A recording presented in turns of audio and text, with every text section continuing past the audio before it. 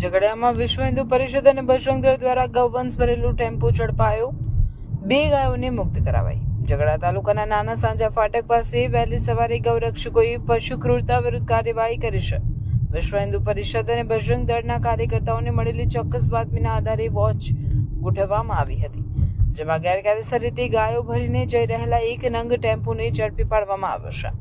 મળતી માહિતી મુજબ બજરંગ દળના કાર્યકર્તાઓને અગાઉથી બાતમી મળી હતી કે નાના સાંજા ફાટક પાસેથી પશુ ભરેલું શંકાસ્પદ વાહન પસાર થવાનું છે। આ બાતમીના આધારે કાર્યકર્તાઓએ નાકાબંધી કરી હતી।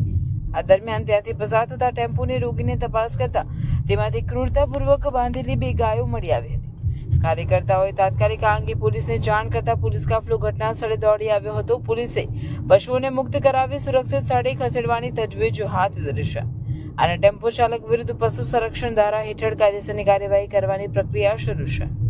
આ ઘટનાને પગલે સમગ્ર ઝઘડિયા પંથકના સ્થાનિક ગૌરક્ષકોમાં ભારે રોષ જોવા મળી રહ્યો છે। ઝઘડિયા નાના સાંજા ફાટક પાસે આજરોજ વહેલી સવારે ગૌરક્ષક પશુ ક્રૂરતા વિરુદ્ધ એક મોટી કાર્યવાહી હાથ ધરવામાં આવેલી છે, જેમાં વિશ્વ હિન્દુ પરિષદ બજરંગ દળના કાર્યકર્તાઓએ મળેલ ચોક્કસ બાતમીના આધારે વોચ ગોઠવવામાં આવેલી હતી, જેમાં ગેરકાયદેસર રીતે 2 ગાયો ભરીને જઈ રહેલા એક ટેમ્પાની અટકાયત કરવામાં આવેલી છે।